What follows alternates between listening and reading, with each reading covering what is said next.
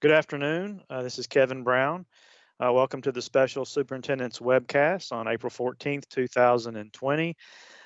Today is going to be our normal webcast, but we're starting to focus on some specific issues we think relevant to you as we continue to work through the COVID-19 period. And today we're going to focus on issues around COVID-19 that may impact educator preparation, licensure, and certification.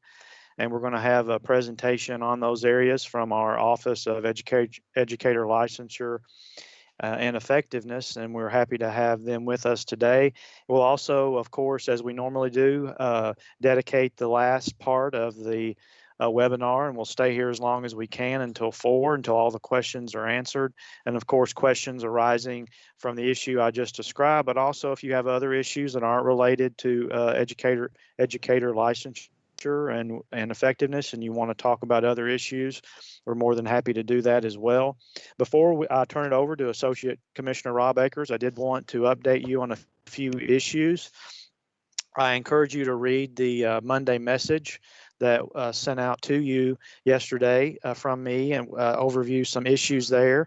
And I'll just briefly go over those. As you know, the Kentucky Board of Education met last week on April 9th and complete virtual meeting as we're all doing now. And I'm sure as your boards are getting used to that, our state board members are also getting quite adept at navigating through Microsoft Teams. And I know you're having those same challenges, but also it's also rewarding to see a board meeting take place without anybody in your boardroom, that we have the technology to do that. However, we all know we want to be back in our boardroom. So, but I want to thank you all for your leadership and getting your boards into that place that they can do that. The first part of the meeting, in case you weren't able to tune in, was dedicated solely to COVID-19. I dedicated the commissioner's update to that subject matter, of course, and we spent the greater part of the morning going through every associate commissioner and every leader of every office at the department, gave a presentation to the board about all the efforts underway to assist schools and districts with the 3 words that we use at the department to guide us during that time: educate, feed, and support. And that's what we intend to do here at the department, to support you as you also are educating, feeding, and supporting kids. The second part of the board meeting, of course, we have normal board business, just like you do in your local boards, and we have to move on with those because the world is still going, and we were going to have a school year next year. And so the board had several regulations that were under review, in addition to hearing some statements of consideration. And then the board also heard an update from Greenwood Asher. That is the executive search firm the board has hired on contract to assist with the search for the new permanent commissioner. We hope to be on track to have a new commissioner named hopefully this summer. The original goal is July 1st to have that person in place so we could begin a new school year with he or she, but we know that due to some delays with just getting the search firm selected, but then also with COVID-19, that could be a little later. And I've explained to the board that while I'm anxious to get back to Jefferson County, I'm willing to serve as long as needed and as long as the board thinks is necessary to have a effective national search. And from what was said at the board meeting last week, that's exactly what they're going to do. And so you can look forward to a very aggressive search, and you'll be hearing more about that. There'll be advertisements placed. And as I've stated before, there are 3 ways that a person can come through as a candidate to be the commissioner. They can be nominated by you out there in the field. If you think somebody has the characteristics to be the commissioner, you can nominate someone, or if you think you do, you can apply to be the commissioner. And then also the search firm goes out and looks for individuals that may be qualified, that meet the list of desired characteristics that the state board has developed. So again, that's just a summary. You've heard a lot of that before, but I want to make sure you understood the board is still moving forward with the national search, even during this time. I also wanted to remind you we have a new Kentucky Department of Education COVID-19 webpage that we've launched. We want to make sure you had a one-stop shop, or at least a first place to start in your search for information about COVID-19. And this is not the public health side. This is, you always need to go to the Department of Public Health's webpage and the 1-800 number that you hear Governor Beshear talk about every day at 5 o'clock. That's where you always go for the actual information about the virus and anything associated with it. The department's launch page is dedicated to information that you may need to run a school district that may be affected by COVID-19. So we've set up a launch page there. I think you will find it a lot easier to use. We want to make sure we reduce the amount of time you or your staff have in finding the information you need, which leads me to we've developed 5 new guidance documents. And again, as we're answering the questions in a question and answer document that's populated by the superintendent webinars like we're having today. I think we have a 500-page Q&A. We're not just keeping those questions in there. We're bringing those questions back out and dividing them into categories again, so you don't have to search a 500-page document to find out information about professional learning and how that may be impacted by COVID-19. So as an example, and these are hyperlinked in the Commissioner's Monday message to you, we have 5 new guidance documents. One on the senior class of 2020 and how COVID-19 will affect and has affected that class. Another document on questions around instruction. The third document, questions around professional learning. The fourth on COVID-19, mental health and wellness.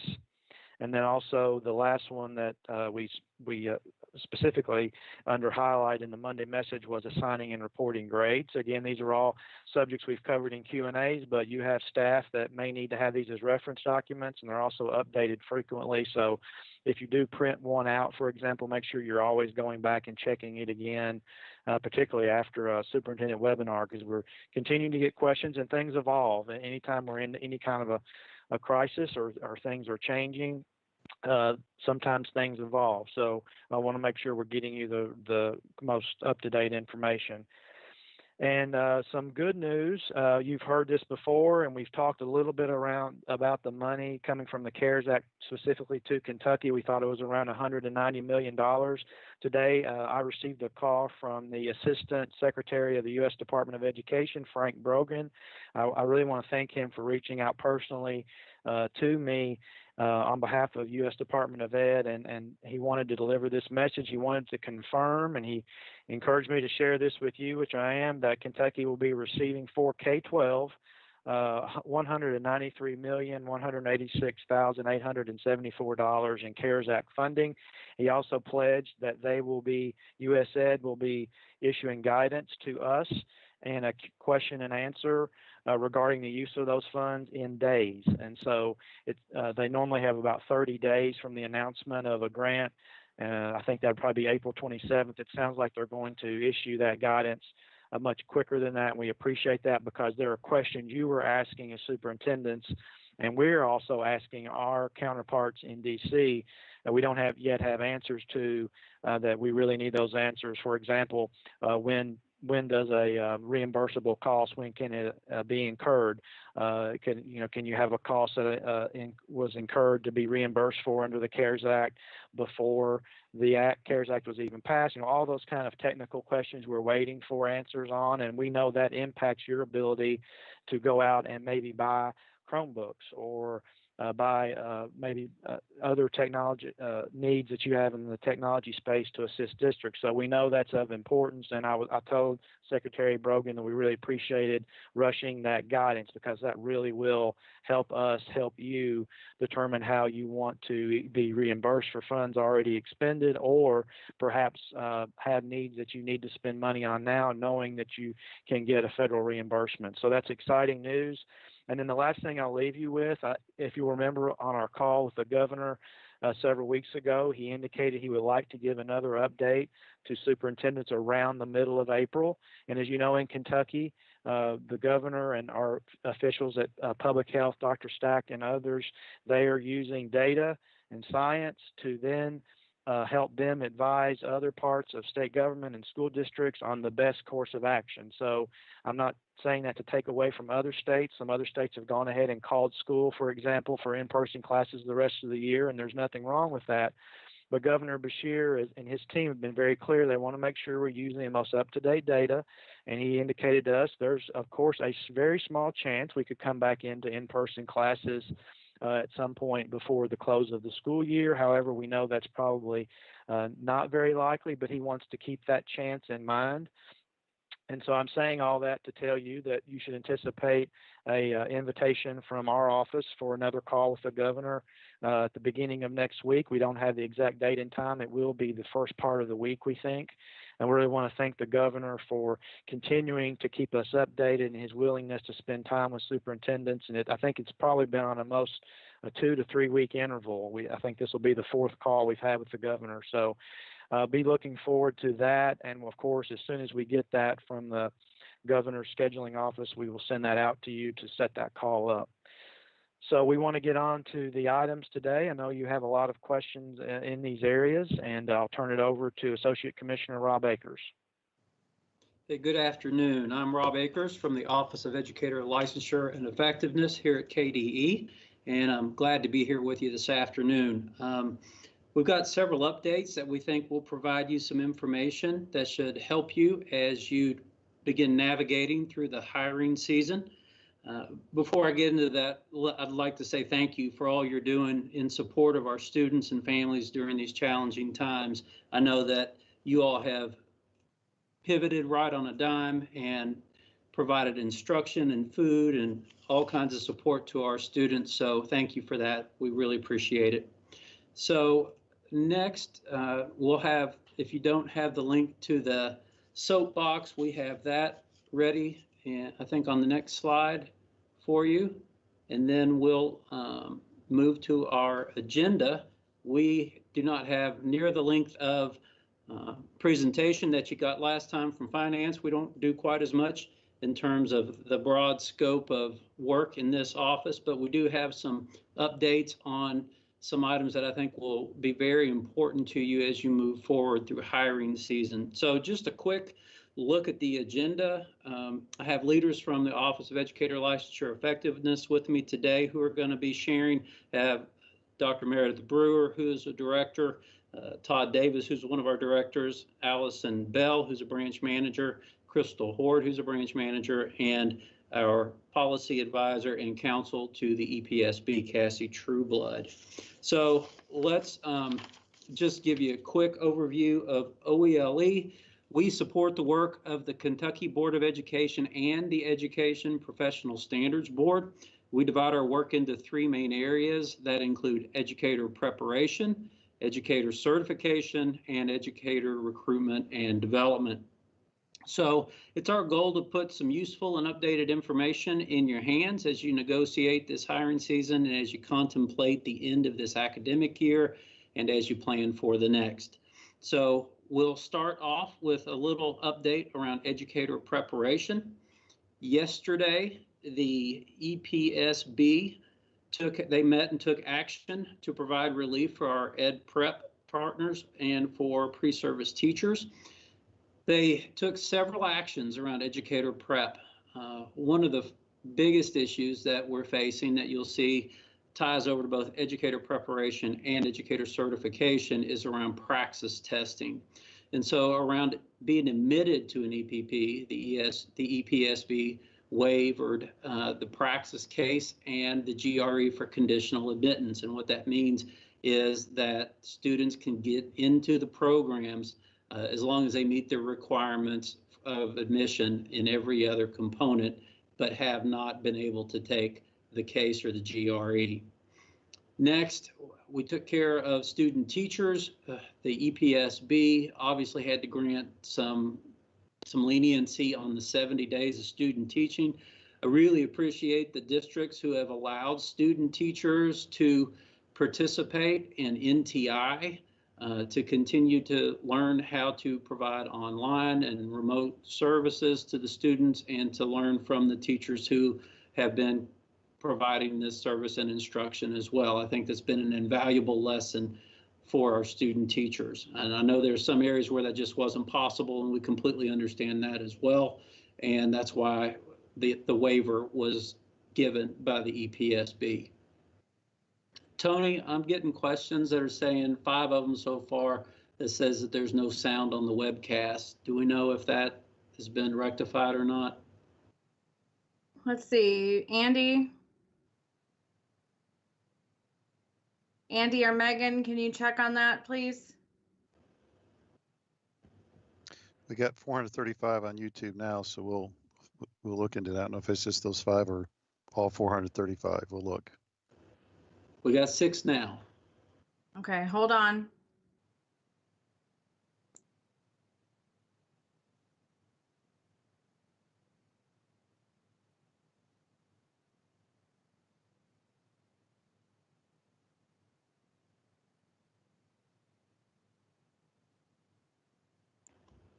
Let's see, David, we're monitoring the webcast. I think everything's okay. We've checked it on 6 different devices.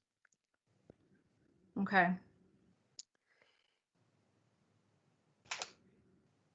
Okay, I just got a text from a couple of superintendents and they said that we do have sound on YouTube. So let's just go ahead. Maybe if the ones that are having issues with the sound, if you want to maybe exit and re-enter the browser.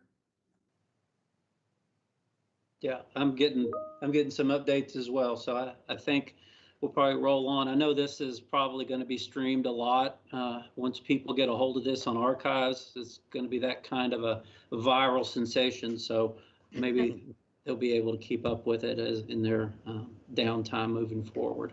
Okay, thank you, Rob. You go ahead. All right, so let's jump back in. So the EPSB granted relief around the 70 days of student teaching. Again, obviously, COVID-19 has created some serious challenges for our EPPs. In addition, another issue that came up for our EPPs is as the universities were closing, they were sending students home. And so then that took some students well out of the range of the districts they were in, even if the district could allow them to participate some way, shape, or form in NTI. There were some who just physically couldn't be there. So we appreciate all the districts' flexibility with that, our EPPs, and especially the Education Professional Standards Board for granting that relief.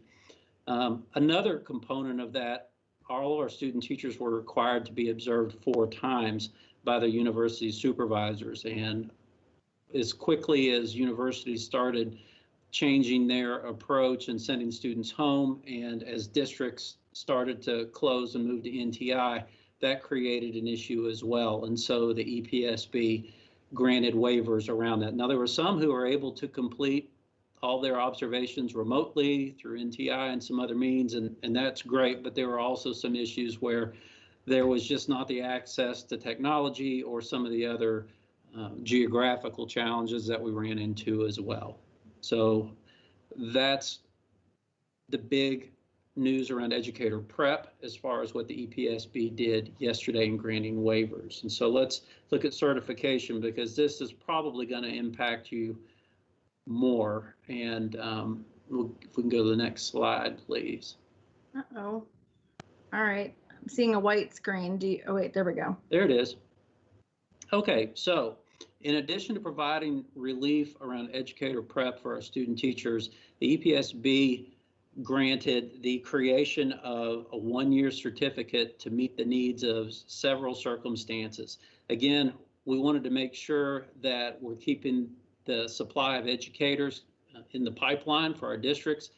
We know that business is going to go on, that school is going to happen, and there's no way to just say, sorry, we're going to send everybody back to complete their experiences, or oops, ETS closed down, so we can't take practice tests, so we can't certify people. That's not practical. That's not helpful. That's not supportive of our districts. So the EPSB took pretty broad action around providing some 1-year conditional certificates.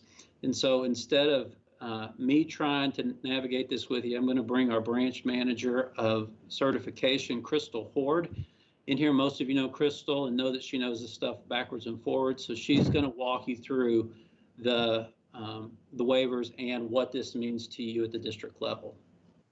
Thank you, Rob.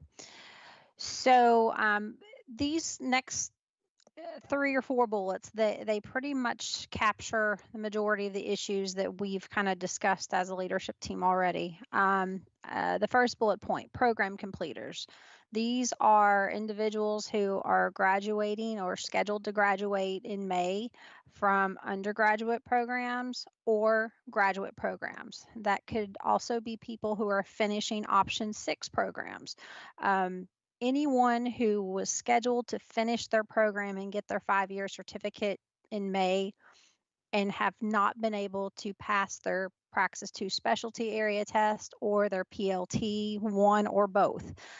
These individuals are going to be eligible to receive a 1-year certificate so that they can, if they have a job offer, obviously they can start teaching, on it, or if they don't have a job offer, they'll have a certificate in hand so they can be hired.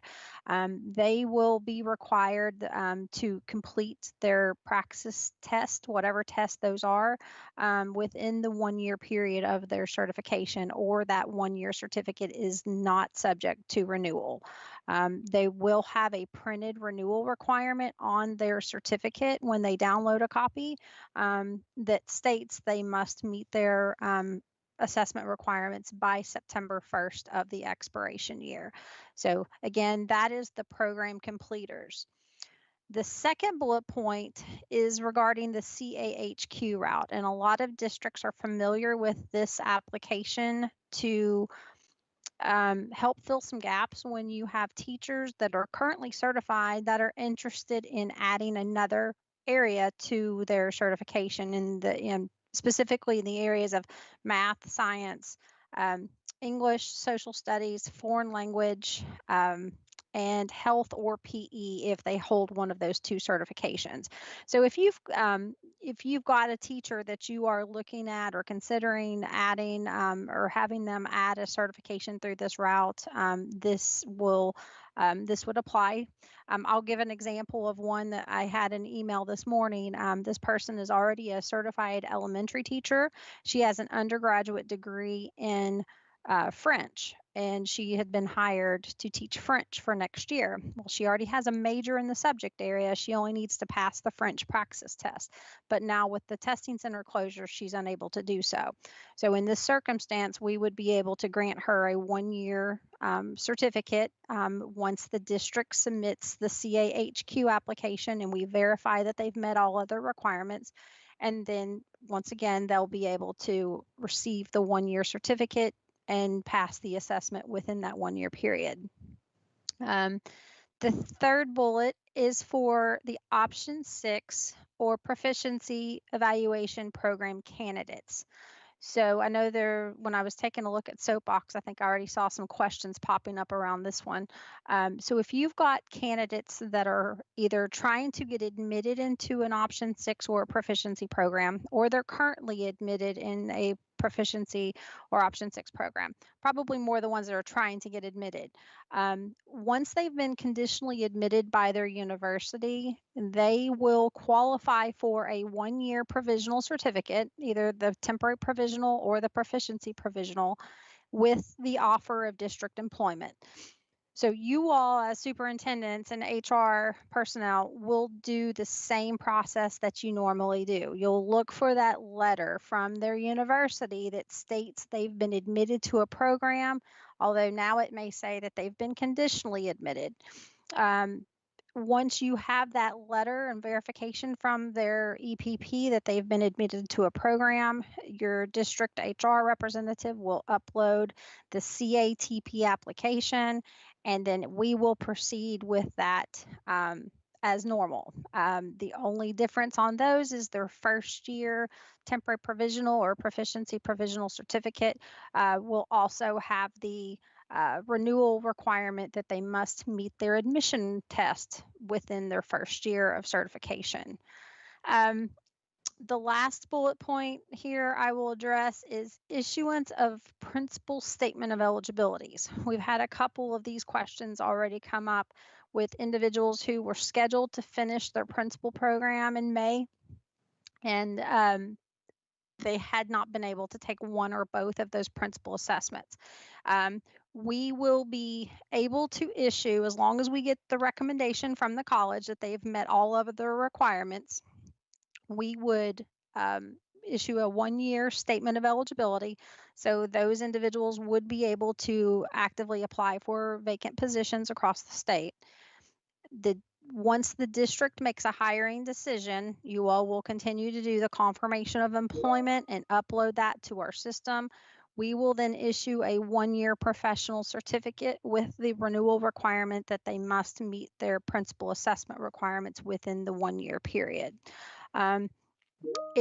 For the first bullet point, the third bullet point, and that fourth bullet point, and I know I've mentioned this already, but it goes without saying again that all of these require that the individuals have met all certification requirements for their program, with the exception of passing their assessment. So as long as they've done so, they're going to qualify for at least a 1-year certificate. Thank you, Crystal. In addition, ETS, Educational Testing Services, is planning on rolling out a program to allow praxis testing to occur at home, believe it or not. They are partnering with a software company called ProctorU to be able to provide testing security, and supposedly they can do that all the way up to extremely high stakes testing. So stay tuned for that. That will not change the waiver at all. What it will do, though, is it will provide the additional cushion and time for districts to be able to make hires, or for EPPs to be able to admit candidates, for people to be able to change, like what Chris was talking about for the principal certificate. So it's pretty broad on the relief that was provided by the EPSB as we've tried to work through these problems. If you've got some other specific issues out there, please be sure to share them with us, and we'll be happy to try to game plan that with you. So moving on to certified evaluations, as you know, this is right in the thick of the season for that, and I'm sure it's been a major challenge as you are working to evaluate your certified employees. We have Senate Bill 177 that was signed into law, and just remember that this is for all certified employees, not just for teachers. But what it does do is it provides consideration, broad consideration, to the local boards to revise current CEP so that districts can meet the requirements of the CEP. And so, again, can we go to the next slide, please?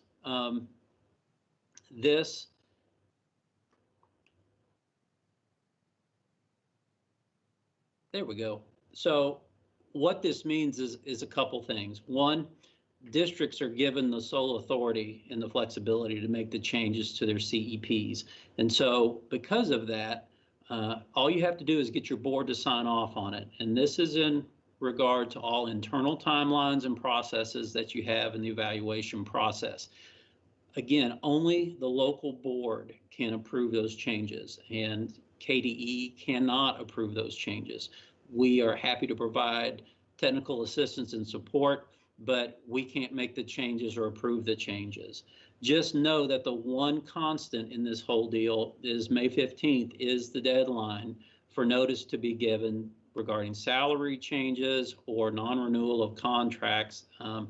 The big difference is that you can do this via regular mail or the official email address that you have for the employee on record. So that's the big consideration there, is that you don't have to try to meet in person and get a physical signature from somebody on a notice that you can send it via US mail or email to be able to provide those notifications. But May 15th is still the drop dead line for that, so please keep that in mind moving forward with CEPs.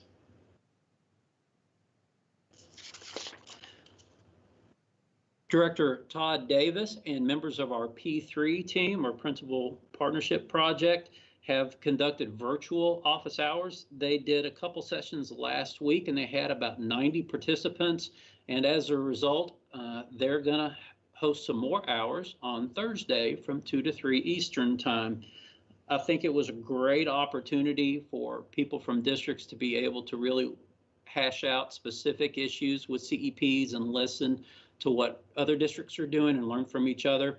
So That opportunity to collaborate and learn and gain technical assistance and support will again be happening this Thursday at 2 o'clock, and we'll make sure that you have the link to that to join that meeting.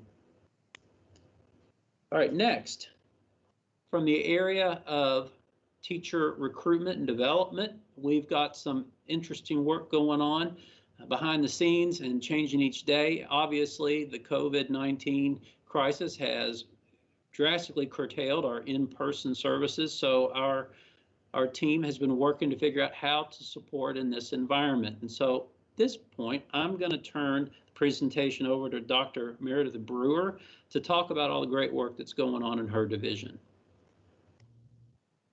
Thanks, Rob. Yes, in support of sort of these unprecedented times, our Go Teach KY team has developed a few different services that I wanted to share about under the heading of our Teachers Helping Teachers outreach. So we do have a mentor program. So if you have any teachers who are interested in either acting in the role of mentor or perhaps are interested in being mentored, they are able to complete a Google form and we will match them up. Tony, if you could go to the next slide. We have 4 different areas that we're focusing on at this point: content support, support utilizing different resources, technology, and how to connect with students and parents virtually. And so if you have any interested teachers, they can go to the Go Teach KY website under the Teachers Helping Teachers tab, and they can complete the Google forms either to sign up to be a mentor or to be matched with a mentor. We also have our social media campaigns. Using the hashtag #GoTeachKY@home, we've been sharing some different resources and asking for our community members to share as well. So if you search under that hashtag, you'll find some of our specific resources that may be helpful during NTI. We also have just yesterday held our first Twitter chat. That was last night at 6 p.m. Eastern time. We had our first KY Teachers Helping Teachers Twitter chat. And if you go to our Go Teach KY Twitter page, we actually have the highlights from that chat available if you were not able to participate. And we're planning to have our next Twitter chat on April 27th, and those will all be around NTI resources, what teachers are doing to best support students, engaging families, topics like that. We hope to have some representatives from our national board community on for the 27th chat. So do visit our Go Teach website, goteachky.com/teachers helping teachers. That's where we'll keep everything updated with the different resources that we have available. Thank you, Meredith. All right, moving on. As you know, we had planned on releasing the results of the new the Impact Kentucky survey in late March, but because of the COVID-19 health crisis, we decided to postpone the release of the results so that districts could really focus on the immediate priorities of educating their students and feeding their kids. But now that we're a few weeks into the NTI routine, we're ready to think about planning how to share the results with districts. And so what we're going to do is we'll be meeting with our state level advisories, with superintendents, with principals and teachers in the coming days, and look at what their recommendations and feedback suggest would be a good time to roll this out. We definitely want to get this in the hands of our districts before the end of the year so they can review the feedback that they've gotten through the survey and to begin to plan some professional development. There may be obviously the potential for some extended professional development time, and this might be of great use to the districts for that. So please stay tuned for that. We really do want this to be a meaningful data set for you to be able to help inform your decision making and look at some of the initiatives and changes that you want to make for next year. All right, moving on.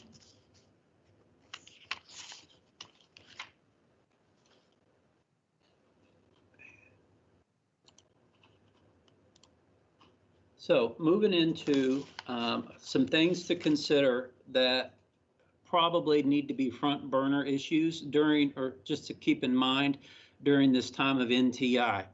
So just wanted to run through a few considerations that we've been kind of dealing with and thinking about up here in OELE. So we took a couple lines from our professional code of ethics.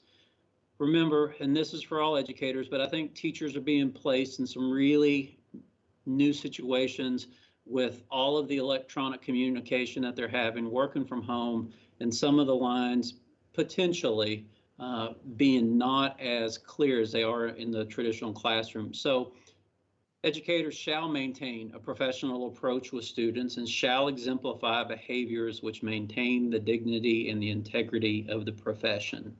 So we've got what we think are some practical tips for school districts to be thinking about when they're communicating with their educators. When using the digital instruction platforms, it's really important to establish and maintain appropriate student-teacher boundaries, just like they would if they were in a physical classroom. Just because you're online, in my opinion, can make it a little easier to access and maybe let your guard down. And it's important to remember to remind the teachers to act as if they are in person in their physical classrooms. Would really encourage, and I'm sure you all have been doing this, and for some places I know technology is an issue, so this may not be as big of a deal, but really encourage your teachers to use their school-based communication platforms as opposed to personal communications. It's so important that all of their communications be 100% transparent. Make sure that district administrators have access to all the classrooms and sites online so that teachers have coverage in the case that you have a student or a parent who makes an allegation. So if you're using social media platforms, please consider making sure that your teachers know where the lines in the sand are of the guidance for using Facebook or Twitter for classrooms. I know that folks who've been using these for a long time oftentimes set up classroom-specific Facebook and Twitter pages, very separate from their personal sites. I would really encourage you to continue to emphasize that with your teachers. Having your teachers set up any of the social media pages and platforms through your district technology would be a great thing to do. Parents should be advised of the purpose of any social media pages, and permission should be obtained for students to become friends for those sites. And while the high school students, or according to our social media platforms, once they're over the age of 13, can join these, we potentially have issues where you have elementary students who are needing to access these platforms as well. So please just keep all of those things in mind. One thing that's really important is that teachers are cognizant to protect student information. While there have been some very well-meaning teachers and some very well-meaning posts out on social media, I've seen cases where teachers are tweeting screenshots of students on Google Hangouts showing that they're meeting face-to-face with their students. But if you zoom in on the picture, however, you can see the student's full name, you know the teacher's name, you know the school that they're working in, and that could potentially create a situation that is not safe for our students. And I know that's the last thing that you would want or that your teachers want for your kids. So please just ask them to be very careful and cognizant of what they're posting on social media in terms of their students' profiles, their names, their pictures, all of those kinds of personally identifiable informations. It's also important because students have such access to teachers right now, potentially around the clock, that teachers are not school counselors or therapists. It's a very emotional time for everyone. Teachers are, I know, completely fried right now with trying to manage all of the tasks at home and providing online support and extended learning support as well. And so, you know how it is when you become tired and fatigued, sometimes your defenses are down and you may not make your best decisions. So please remind them that anytime that they think there is a situation in which someone should be warned or someone should be protected, that they have a duty to report that. Those same safeguards and same requirements are still in place even with NTI and remote learning. Finally, teachers need to ensure that they're taking care of themselves physically, mentally, and emotionally during these times. That'll make it easier to stay away from some of the slippery slopes that are out there, and making sure that they are on their A game as they continue to try to deliver content, instruction, and maintain those effective teacher-student relationships. The EPSB's ethics team is working to pull together resources that will be shared with districts in the coming days to help also provide some guidance and support in these areas. And so with that, that is our presentation. It looks like we do have some questions, and I'll kick back to Tony and the commissioner to guide us through those. Okay. So you have here the list of everybody on the presentation and how you can reach them. These are their email addresses, and I will go first with the Google form that was sent out in your email addresses. And I just want everybody to know that this PowerPoint has been added to your invite in your calendars. We're trying not to send a lot of emails to your inboxes. And so we're trying to just use what we've already sent. So this PowerPoint can be found in your schedule where you got the link for this meeting. So the first question from the Google form, I think has already been addressed, but let's just go ahead and touch on it in terms of how to handle certifications for teachers who may not have been able to take the practice and have already spent a year as emergency certified. Okay, so Crystal, let's let you take that, please. Okay, so if they've completed their program and have not passed their assessment, the key to that being that they've already finished all of the coursework in their program and have graduated if that program was tied to a degree, then they would be eligible for the 1-year certificate. But we do have to have the recommendation from their college that they are program completers. And then they would get that 1-year certification that would be renewable on the contingency that they complete their testing requirements by September 1st of the expiration year. Okay. All right. So our next question is going to be also, well, we'll just go ahead and we'll rotate here. Why not? Let's see if a teacher is currently working under an emergency certificate, is there a mechanism for them to receive another emergency certificate? That sounds like it's going to be me again. Currently, the emergency certifications are limited in regulation under 16 KAR 2120 to a second issuance under 2 circumstances. And those 2 circumstances are if the first emergency certificate was issued after February 15th of the school year, or if the first emergency certificate was issued for less than 50% of their teaching schedule. I like to use the example, if you've got a biology teacher who teaches one section of chemistry, that likely would be less than 50% of their teaching schedule. So under those 2 circumstances, a teacher can receive a second emergency certificate. Outside of those 2 circumstances, in order for the teacher to receive a second emergency certificate, the school district would have to request a board waiver of 16 KAR 2120 in order for the teacher to receive a second 1-year emergency. Okay. And I do see that there are a couple questions about funding on here, and I did text Robin Kinney, and she will be able to answer some of those questions here towards, we'll filter those in here towards the end, or when we get to the end of the questions related to this issue. So we currently have a teacher teaching that would like to move to an open special education position. She has completed her master's in LBD, but hasn't taken the practice yet. Do any of the waivers apply to her situation? Me again.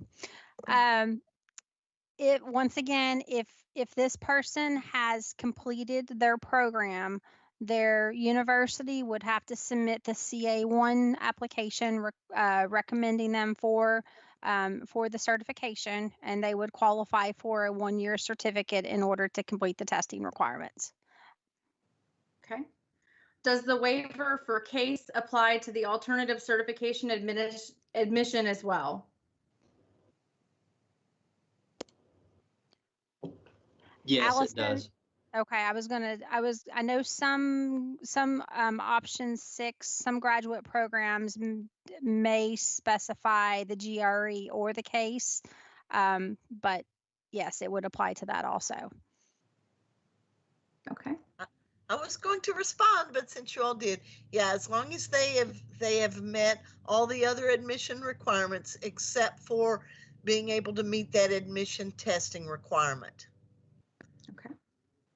And I believe that we've answered the question about student teachers for the fall, what to do about their practice exams and certifications if this continues. Does anybody want to add to that conversation? Sure. Just one thing, that if the online praxis at home test becomes available, we would just encourage anyone who's getting a job offer to go on and work on taking those tests, since we just find that the longer people wait, the tougher it is to pass those tests. They would still have a year to pass it and to meet those requirements, but that would just be a recommendation. Okay. All right. So assistant principal candidates that need to take the state and national exams, are those exams now taken from home versus sites, and where can they access that information? So again, we're still waiting on the formal announcement from ETS. We did get an email yesterday from them to say that they are planning on rolling out the test at home process. All they've mentioned so far was praxis in that email, so we're just going to have to stay tuned. However, we still have room within the waivers to be able to take care of those candidates as well, if that option is not available. Crystal, I don't know if you wanted to fill in a little more, or Allison, whoever's best for that. I believe that we had within a discussion we'd had amongst ourselves, ETS had mentioned that they were, I think you may have just touched on this while I was checking the soapbox, that they are going to be rolling out the tests based on the ones that are most often utilized. So we don't know when, I think at this point we just have to wait for ETS to come out with additional guidance on which tests they're going to be offering and when. Okay. Teachers who graduated in December but haven't passed one part of the practice and can't take it due to the testing closures, will these new waivers apply to those folks as well? Yes. The same situation as previous questions. The university where they completed their program would have to submit their CA1 application recommending them for the certification. They would receive a 1-year certificate and have to complete their testing requirements by September 1st of the expiration year. Assistant principal holds a temporary certificate for IL level 2 principal set to expire on June 30th of this year. If this employee does not take or pass the required principal assessment, will they qualify for an SOE for 2021 year? This one I may have to get Cassie's guidance on as well, since the 1-year temporary certificate for school principals is covered in statute. There's two different, there's a 1-year temporary for in-state principal candidates and a 1-year temporary for out-of-state principal candidates. If this person completed an in-state program, then the answer would be yes. because we would get that recommendation. And if it's an out-of-state person, I would have to defer to Cassie for guidance regarding the statute on that. Crystal, this is Cassie. So this is sounding like a very fact-specific scenario that I think we would probably be best served if the individual who's asked that question can reach out directly to Crystal after this meeting and provide the specific details. We can look that individual up in the system and then give an accurate answer at that time. Thank you.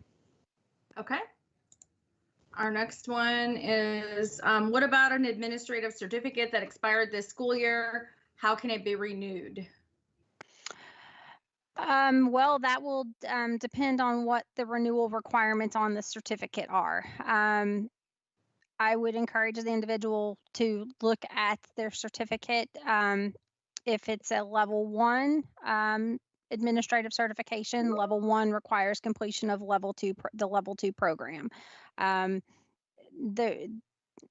Again, I think this is another one, like Cassie was saying, that this may be very fact specific. And so you all can, the district can reach out to me directly with the individual's information. But typically, if the certificate's already been issued and we're just renewing it, it would just depend on whatever that renewal requirement was for that certification. Okay. All right, so this is has to do with salary reduction and non-renewal notices. So May 15th is the date for non-renewal notices, but the date for salary reduction notices is 90 days before the first day of the next school year. And this may happen before May 15th. How to handle this situation? Rob, I'll take this one. So that is correct. It is 90 days prior to the start of the next school year. However, May 15th still remains the last day, the last absolute day that you can notify.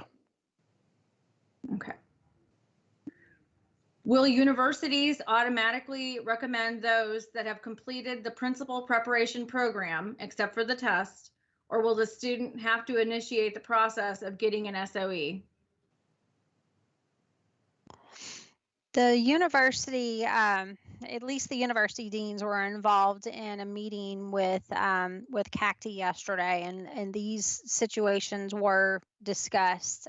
So normally the individual who is completing a program has to initiate the CA1 application anyway, and then they have to email that to over to their university for the university to sign off on the application. So the answer to that is yes, the individual needs to initiate the process, but they'll send it to their university certification officer, and then the certification officer will then complete the recommendation portion and upload the application. Okay, will the Kentucky State administrative tests required for principals be waived for the 1-year period 2 for principals who have another state principal certification? I'm not sure that I follow that one. If they already have been issued a principal certification in the past, unless it was a statement of eligibility that is expired and they're trying to renew their statement of eligibility, aside from that, if they're on the professional certificate already, they don't have to retest. So this may be one where the district would need to email me directly with a follow-up with the information so I can look it up. Okay. All right, and then we're going to move. Okay, if you have some more questions about certification, please send those in. I've got a couple of funding questions. Robin, Kenny, are you on? Yes, I am. All right. So the first question is that they would like to know more about the steps for reimbursement using the CARES grant. They don't feel comfortable spending money that they don't have in hand. Well, first, let me commend superintendents for thinking about spending money that they don't have in hand. I think it is a good idea to take a kind of a conservative approach on this. The CARES Act funding is not yet available yet. We are waiting on the notice of application from the U.S. Ed to allow us to apply for that funding. and they are supposed to issue that application to us within 30 days of the effective date of the act. So we have, while I was actually on the call with you during this time, we have received some additional information about the governor's emergency fund and how to apply for that. So I'm thinking that we're going to get information on this at any time about the actual application effort. There was a question about the reimbursement. When are we going to get the funds? So as soon as we apply for the money, it comes to us, and then we will turn around and disperse to districts out of the elementary and secondary emergency fund. This will not be a reimbursement process. Funds will be dispersed directly to districts to be used for eligible expenditures. And we talked a little bit about last week about what some of those eligible expenditures are, but we're learning more about that every single day. So I would be cautious about going ahead and expending. And I think even at the beginning of this presentation, the commissioner talked about expenditure of funds based upon what date going forward. So we are hopeful and optimistic that that will be even for funds that have already been expended, but we don't exactly have that final direction from USAID at this point. Okay. And Robin, I would just add that we're going to have, and I apologize if you said this, we're going to have a webinar another webinar on the CARES Act reimbursement. And that may be one of those webinars where we just give you, about 24 hours notice, because we want to get that information to you quickly as soon as we get the guidance documents from USAID, because we know time is of the essence and you need to be making some decisions about spending this money, and we want to make sure that we spend all the available money we have from the federal government toward that can help districts and kids. So just be looking for that we anticipate a webinar at some point in probably the next 10 days just on the CARES Act. Thank you, Kevin. Okay. All right. I also have a question. Let's see if there's more on the CARES grant. I think there was more about just the timeline, but I think Robin just kind of wrapped that all up there. So there's a question on the ACT. If I have anybody from Rhonda Sims's office, or maybe someone can help pitch in on this. For students who missed the state ACT test, can the district submit documentation of the student's ACT score from a previous ACT test, since there looks to be no means for makeup? Yes, Tony, this is on. I'm Rhonda Sims. Gotcha. We actually are making arrangements with ACT Incorporated to offer a fall makeup testing for students. That'll be released to our district assessment coordinators. I think tomorrow is our next training for them. It looks like that the date will be like September the 22nd. We will have some options in October. So we want to give that student an opportunity to get tested with the junior ACT. Remind you, there is no accountability reporting this year. Obviously, when that student was a senior, if you wanted to submit a score outside of the state provided test to demonstrate transition readiness, you could do so. But the key is we've had 3 districts who did not test initially with the ACT. So we want to get those 3 districts tested, plus any students who have missed the ACT. So stay tuned to your district assessment coordinators, and they'll have all the details for that. But September and October will be an opportunity. Okay. Another question, has the time frame changed for reduction in service?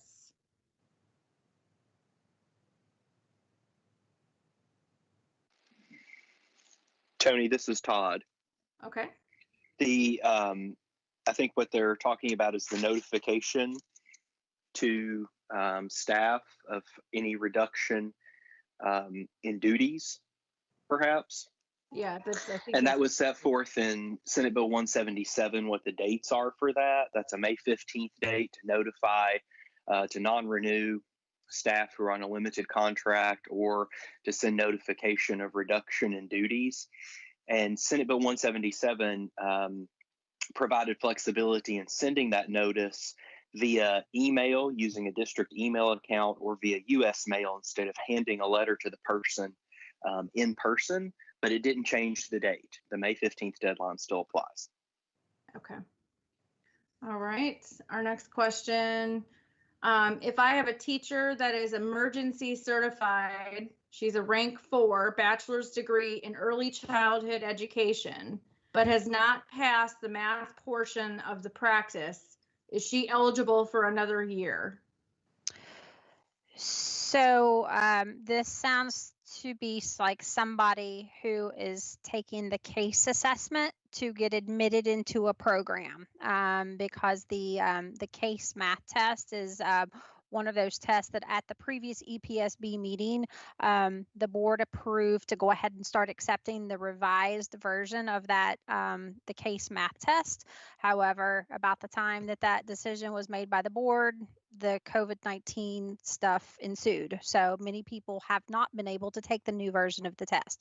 So to answer that question, yes, if this person is trying to get admitted into a program, whether it's a option 6, well, specifically like an option 6 program, and they are required to pass that test, they would be eligible for a 1-year certificate upon recommendation of their university, as long as they meet all other admission requirements to the program. Okay. Is there guidance on industry standard certifications? How and when could we test? This could be critical for seniors seeking the job market when we beat this virus and get back to work.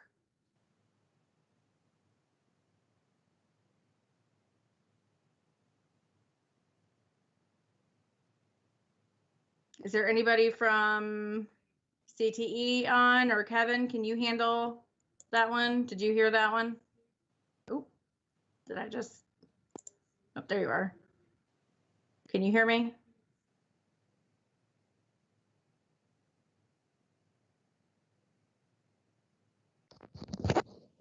Hey, sorry.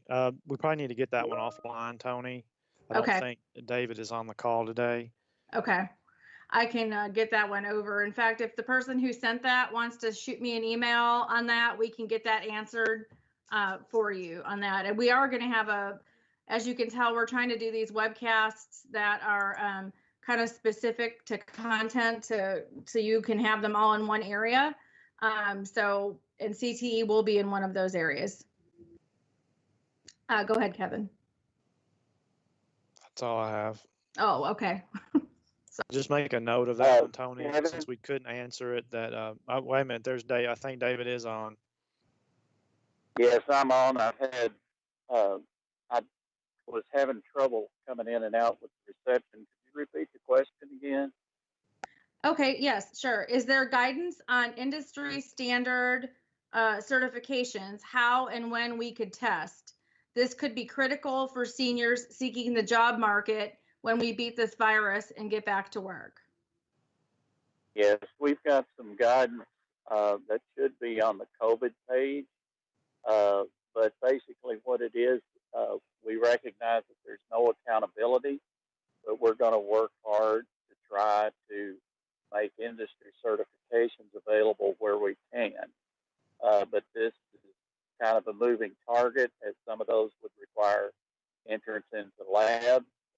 We do have some articulation agreements that are based on some assessments where students receive 3 hours of credit at a university or college, and we're going to work to have, we have obtained permission to get open windows all the way up through fall for those if they so desire to take them.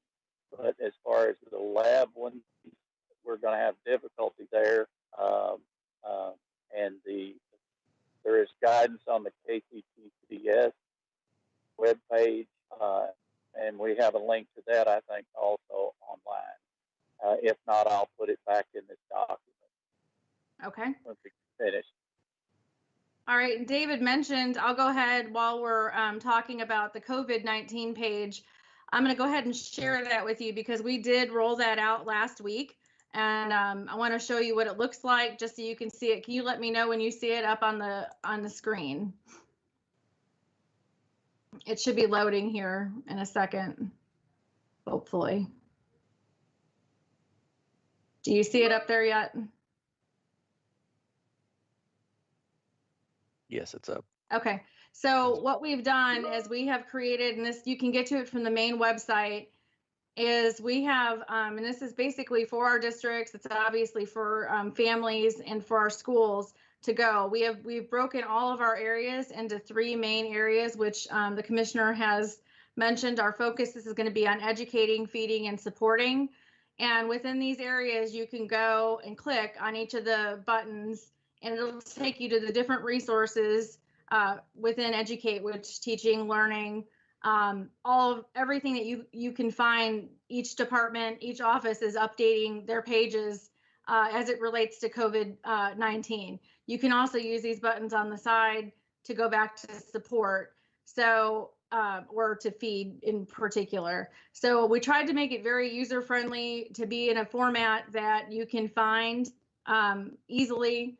And also, of course, all the news and things that we put out, all the previous webcasts, links, everything can be found here. We've been putting videos from the governor here that are family friendly that you can share with your districts. All of the letters from the commissioner are there. And again, you can find it just by clicking up here with the COVID-19 webpage. And we just launched this new page last week. So with that, I will stop sharing the page and we will get back to some questions. All right, we have, will any universities be offering the Option 7 program? I'll take that one. At this point, we have not received any proposals from any of the providers regarding Option 7. Okay. All right. What about the time frame for the reduction of duties, non-renewal, paraprofessionals, coaches, extended days?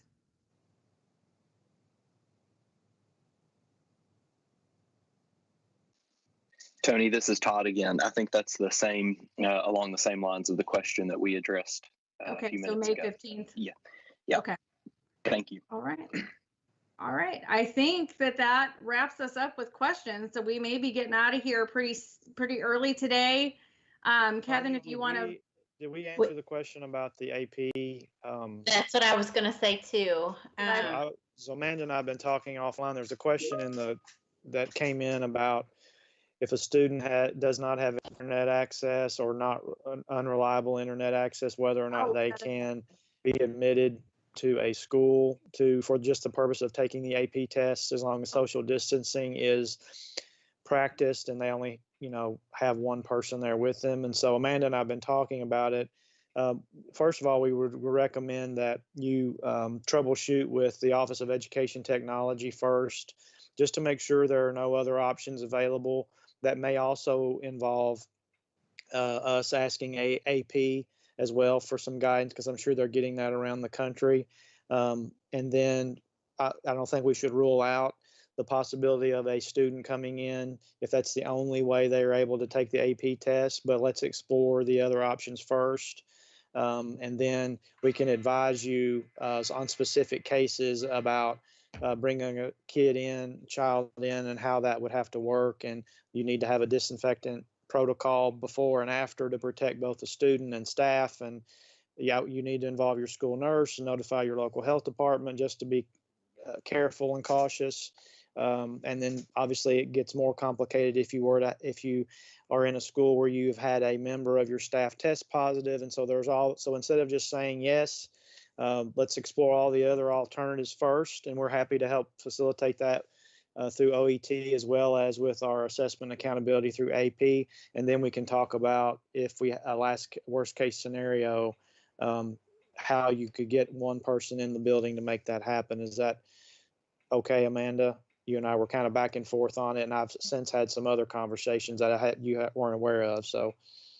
Absolutely. No, I think you're right on. And I appreciate that question. I know AP or College Board just announced their test dates last week, so I know it's on the forefront. And I just appreciate the fact that the districts are really thinking ahead on connectivity and equipment and what students have access to. I mean, as you all know, we cover the cost of the test for students who qualify for free reduced price lunches. So we definitely want to make sure that they also have access to the test. So kudos to you all for asking. And I really appreciate that. And yes, Kevin, thank you for adding on to that. Anything we can help you do to brainstorm ideas. I know College Board has a link on their hub right now where it says if a student doesn't have equipment or connectivity, you can reach out to them.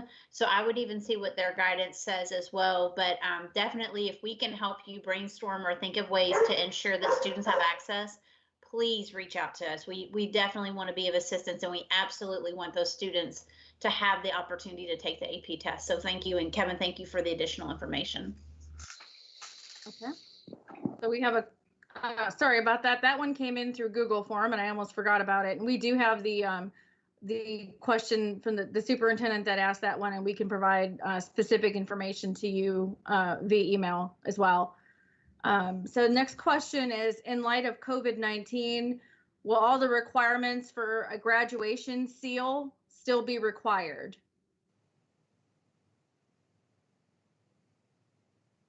Say that one more time, Tony. I'm sorry. It says a graduation seal. Say that one more time. Seal, in light of the COVID-19, will all the requirements for a graduation seal still be required? I assume that's SEAL as in seal. Yes. So Amanda, you can correct me if I'm wrong, but the only thing that might change based on COVID-19 with someone's graduation, actually their actual diploma, is that you may not have a ceremony. And so anything you do under our normal protocol with signing diplomas, the seal of the district, et cetera, on those diplomas will be the same, and certification by the local board, et cetera. Is that correct, Amanda? Yes, that's what I'm thinking too. And if there's something specific to that, please reach out to us to make sure we've answered your question. But that's how I interpret it as well. And you're right. And I know some districts are getting to that point of talking about distribution of the diploma and things, and we are going to provide feedback and guidance to you guys from that. We're collecting that now. But yes, that's how I would interpret it. So if we are wrong, please let us know so we can address your question. Absolutely. Okay. So we anticipate many of our graduations will be a lot like, and some high schools may be this way now, but particularly in college, we all know you walk across and you get your cover, right? Because sometimes the grades haven't been calculated or whatever, and then you get your diploma mailed to you, and then you insert it in the cover that you got on the ceremony. And so, there'll be similar situations we anticipate in this spring and early summer. Okay. And at a later time, we have some, we had a great discussion today with the superintendent or the commissioner's student advisory council about these issues, about graduation and the different events and some of the ideas that they have, and what value do they place on some of the ideas about how graduation ceremonies can occur. And of course, the department's we're not here to tell you what to do. We're here to give you ideas, share information, support you in what you do decide to do, and help you think outside the box. So you're going to be hearing additional information from us as we keep fielding those ideas from the various K groups and the advisory groups. Okay. Absolutely. And just to add on to that too, I think one of the takeaways today, regardless of your decisions, and I know they're very difficult to make, especially in a lot of unknown, uncharted waters, and we're not sure what future looks like. But if you have not already engaged your student advisories, I know many of you all have student councils or you have advisories, please engage them early.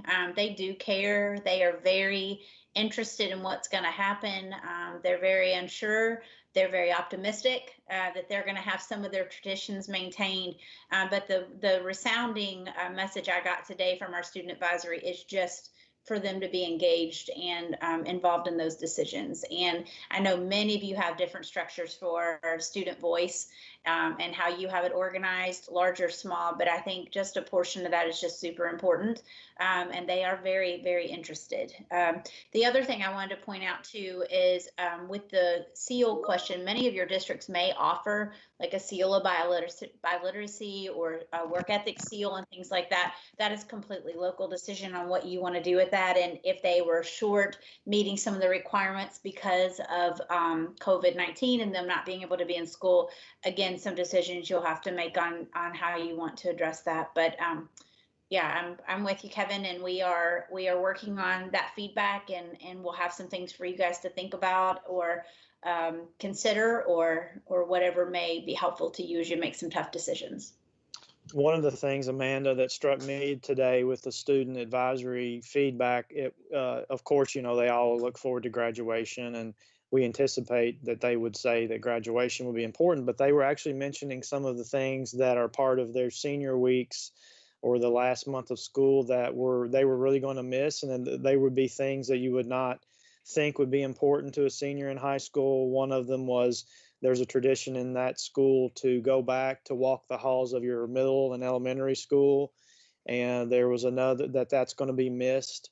And then there was another one about a senior breakfast and different things like that. So I think we all need, and while we can't have a lot of those same types of events, I encourage superintendents and principals to think out of the box about how we might be able to honor some of those same things, even if it's maybe a Microsoft team meeting with the elementary and middle school that feeds the high school, or some things like that we could be creative about, because it was surprising to me about some of the little things that the kids were looking forward to. Absolutely. It's same here. I thought the graduations were big, and we do have a pretty heavy senior advisory council, which, by the way, I want to let all of our superintendents and those listening that we will have 12 spots opening up on the Commissioners Advisory Council, and we'll be sending out some for how you can nominate someone to serve on that. They can send their information in, because we'll be selecting new students for that as these current 12 seniors graduate. But those were very, very kind of heartfelt things that they shared with us, and absolutely to think differently and outside the box on how, specifically as a parent of a senior, I thought that was very, very touching. So I know many of you superintendents have similar advisory councils, and I know probably in all the chaos you haven't thought about it, but I would strongly recommend if you're able to convene your advisories on virtually. I think it probably assisted us more than it obviously assisted the students today, but you would probably have the same experience. But as you all know, because you're talking to students every day, they often have some of the best perspectives that we could have. Okay. Absolutely. And I think just to round out that comment too from Tony and Kevin, clearly we had good conversations with them today, and it hit home that really just their traditional things that you wouldn't think that they need closure for. Like they are sad because right now they're not sure they're going to get to walk back through their halls one more time. And that sounds so small. Or walking the newer tradition of visiting your elementary school and them getting to walk through, and be proud that they're graduates. Those are things I know as we as adults have worked really hard, if you've been at a district level, to make that happen. Really thinking, is this really important to them, or they're kind of blowing it off? It absolutely is. For boys and girls, both spoke highly of it today, probably more of our gentlemen than our ladies, which was really nice to hear them speak openly about that. But you hear about things where the teachers have done parades, which I think are phenomenal. But is there some way that the seniors could stay safe, but maybe do their own parade or drive by their elementary school, or just something? I know one district is having ask their senior families to decorate their door with a jersey or a t-shirt from the school or something, just to be proud of their senior. And it's just something to recognize them as seniors and to value them and honor. I know a lot of the spring sports are being honored this week with the lights at the stadium being on that you can drive by. And so it's just something to think about. We know you have so many decisions going on, and absolutely respect that. But it was very eye-opening today about the human side that the seniors, that the students are missing. They are appreciative of the NTI work. They are appreciative of their teachers. One of them said they're trying really hard if they're not good at technology, but they do appreciate it. And they didn't have a negative thing to say about it. And they're a very blunt group. and that's what I love about them. But they're very supportive, and they're hopeful. So just something to think about as you guys are winding down and figuring out whether we come back or we don't. What is it going to look like? But just simple things that don't have to be big and expensive, but just an opportunity to honor the kids, because they are one last time. And so it was really eye-opening for us today. But I won't go on. But if there's questions we did not answer specific to your graduation questions or anything like that that we haven't done, please reach out. We'll be happy to help. I was going to say, Amanda, I think they're almost as blunt as the superintendent advisory and LSAC, so which is not a bad thing. We appreciate. No, it's not bad at all. That's exactly what the advisories are for. Right, and then, and I did get a clarification from a superintendent that the seal question on the diploma was, in fact, talking about the work skills seals. Oh, okay. So we need to dive deeper on that and involve David Horseman, and we'll get more information on that. That's going to obviously be relevant to everyone. Okay. Absolutely. All right. There's a couple of questions that have been added here. Should districts already decide to close early? They said they've seen some districts advertising that they are ending May 13th or 14th, especially with AP going until May 22nd. Seems like it would be hard to make sure students take those if they're out of school. And again, that's going to be, Rhonda may want to chime in if we've gotten some guidance from a college board about whether or not how that works with AP, the testing, and logistically how that would work if the schools were going to be ending before the AP test was being given. That's another area that we need to provide guidance on. Rhonda, do you have anything on that right now? And then I can address the general issue of closure.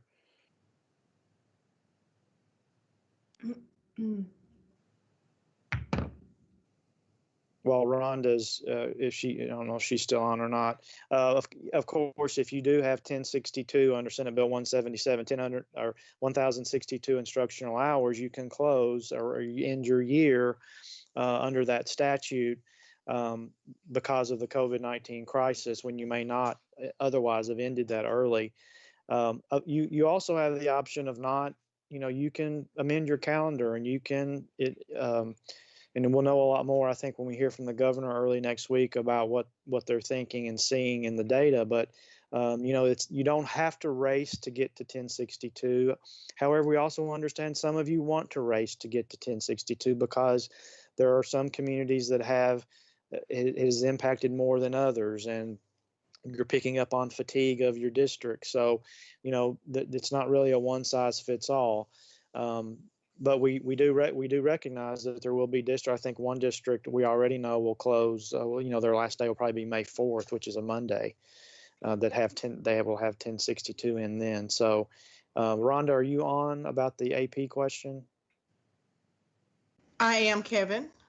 And the question was about AP testing dates that are going to be, let's say, in late May, and then we have districts that, I know at least one district will probably close May 4th. Some will be right there along with that district. Do we have any guidance from College Board on that? We don't, at least my office does not. We don't work directly with AP. I think someone traditionally in David Horseman's or Amanda's office has been doing that. So, obviously it's a national program, so it does much of the rules around their testing are not really state rules, but national rules. So, Amanda, have you all heard anything new about that? Yes, so I'm actually in contact. Gia is actually listening right now, and she's over College Board and has some links that we will share out on that. Kevin, a lot of those things that we've discussed with AP are on their site. So I will share that out with the superintendents. We did send it out to the counselors and coordinators, but we'll make sure superintendents have that as well, because I know that was even a concern with one of the students today about letting out early and then having AP exams later. So I will definitely get the information from Gia and get that to superintendents right away. Thank you both for that. So be looking for that guidance on the COVID-19 webpage. All right, Tony, anything else? I'm looking to see. I think there was another one. It kind of, is there a possibility that the start of the year will be delayed at least until Labor Day for the entire state? or even later with the possible fall wave of COVID-19. And I think that that goes along to what you had just kind of mentioned. They're looking at, like possibility as late as Labor Day. Right, and we know the governor and with Dr. Stack and his team, they're monitoring the data in Kentucky, and they're using the data to then inform the public policy decisions on social distancing and school closures and business closures. And so I think they will continue to do that over the summer because the data will change week to week and day to day, and we want to see the curve, of course, flatten and make sure there's not a resurgence. And so I think that means, and it's going to be difficult to do long-term planning because we're kind of planning for 2 weeks at a time, and for the reasons I just described. So I know we're hearing some national discussions about, whether or not schools can go in or not. And Dr. Fauci, I think, has said he thinks so, but always, there's a possibility. So, but right now, I think we're focusing on the end of this year, and of course, you need to be thinking about whether or not, if your district already offers programming over the summer, what that looks like in a virtual environment, and if you haven't done that type of outreach before, now's the time to start thinking about it, because we all know, for lack of a better term, there is always a summer slide. And there certainly will be this summer, even though we have a really good NTI program in our districts. Absolutely. And speaking of NTI, I just want to remind you to make sure you share those pictures with us on your NTI programs. We are doing, we're trying to do daily, if not somewhat weekly posts on spotlights. Today we highlighted Owensboro schools on their NTI efforts. So be sure to check that out. We've been looking around, doing Facebook and Twitter spotlights just to highlight the work that you're doing. We really, really appreciate the highlights and the sharing of examples of things that you're doing to think outside the box. And so with that, I think that will wrap up for today. Kevin, if you have any parting thoughts. That's it. The only thing I want to thank Rob Akers, his staff, for a great webinar and all the great questions. And just in case you're wondering, Rob Akers does not have a loft department in New York City. The Microsoft Teams platform now has the ability to put in background. So that, and maybe you thought that was the Versailles skyline behind him, but so we'll leave you. We have to laugh, and we're all, as the governor says, we're going to get through it. We're going to get through it together. We're Team Kentucky. We're the education team, and I want to thank you all for what all you're doing every day. We will see you online, and don't forget to be looking for an invitation in a day or so about the what we believe will be a call with the governor for next week. And the next webcast will likely be next Tuesday, tentatively Tuesday, same time, same place. Thank you.